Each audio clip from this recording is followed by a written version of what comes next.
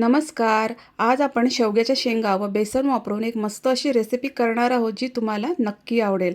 तर मी इथं कढई गरम करत ठेवलेली आहे. त्याच्यामध्ये 1 चमचा तेल घातलेलं आहे. तेल गरम झाल्यानंतर मग मी याच्यामध्ये अर्धा चमचा मोहरी घातलेली आहे. मोहरी तडतडली की नंतर मग याच्यामध्ये अर्धा चमचा जिरं घालायचं आहे.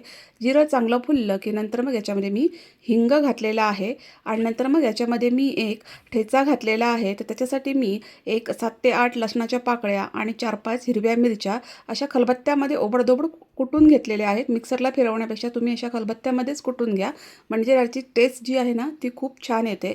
मिरचीचं प्रमाण तुमच्या आवडीनुसार तुम्ही इथं कमी जास्त करू शकता.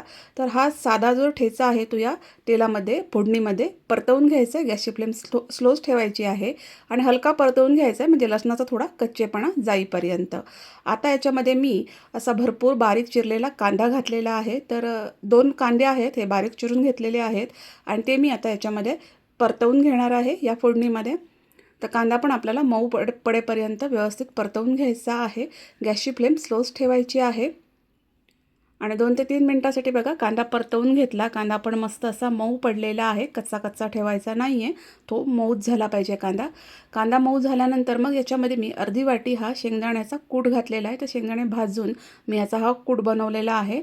थोडी हळद घातलेली आहे, तर अर्धा चमचा हळद घातलेली आहे आणि ही बारीक चिरलेली कोथिंबीर आहे ती घातलेली आहे. आता या सगळ्या जिन्नसांचं प्रमाण जे आहे ते तुमच्या आवडीनुसार तुम्ही इथं कमी जास्त ठेवू शकता. आता कांद्यासोबत हे सगळे जे जिन्नस आहेत ते मी हलके परतवून घेतलेले आहेत, कांद्यामध्ये व्यवस्थित मिक्स करून घेतलेले आहेत. गॅसची फ्लेम मात्र स्लोच ठेवायची आहे हे सगळं करताना. तर छान अगदी हे परतवून झाल्यानंतर मग मी ह्या शेवग्याच्या शेंगा आहेत त्या मी अगोदरच उकडून घेतलेल्या आहेत, त्या सगळ्या मी याच्यामध्ये घातलेल्या आहेत. आता आमच्या घरात जास्त शेवगा खाल्ला जात नाही म्हणून मी इथे जास्त शेंगा वापरलेल्या नाही आहेत. तुम्हाला जर शेवगा आवडत असेल तर शेवग्याच्या शेंगांचं प्रमाण तुम्ही इथं जास्त ठेवू शकता. ते अगोदरच उकडून घ्यायच्या आहेत.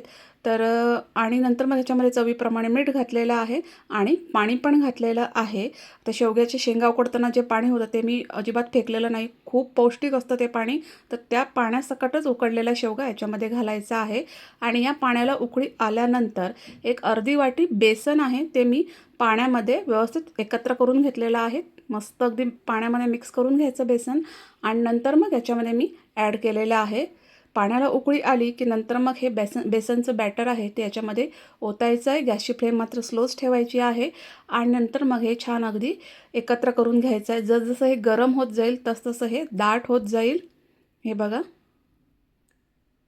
मस्त अगदी असं हे दाट होत जाईल. तर तुम्हाला हे कितपत पातळ पाहिजे त्या प्रमाणात तुम्हाला इथं पाणी ॲड करायचं आहे. आपण हे शेवगा आणि बेसनचं पिठलं करतो आहे, खूप छान लागतं, एकदम अप्रतिम. या पद्धतीने नक्की करून बघा. घरात समजा एखादी भाजी संपली असेल तर तुम्ही त्यावेळी हे पिठलं नक्की करू शकता. भाकरीसोबत हे पिठलं खूप छान लागतं, भातासोबतसुद्धा तुम्ही हे पिठलं खाऊ शकता. याला एक अर्ध्या मिनटाची मी एक वाफ दिलेली आहे. हे बघा मस्त असं बेसन पण आपलं व्यवस्थित शिजलेलं आहे, परफेक्ट. मस्त अगदी मस्तच असं छान असं हे आपलं इथं पिठलं तयार झालेलं आहे. शेवग्याच्या शेंगा घातलेल्या आहेत त्याच्यामुळे शेवग्याच्या शेंगा आणि हे पिठलं ना खूप छान अप्रतिम लागतं.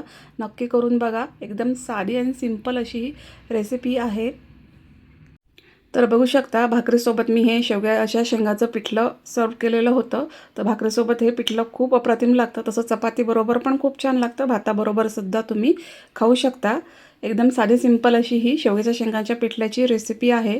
तुम्हाला ही रेसिपी कशी वाटली ती कमेंट्समध्ये मला नक्की सांगा. जर हा व्हिडिओ तुम्हाला आवडला असेल तर त्याला लाईक करा, शेअर करा. माझ्या चॅनलला नक्की सबस्क्राईब करा. अशा छानशा रेसिपीसह भेटू नेक्स्ट व्हिडिओमध्ये. तोपर्यंत धन्यवाद.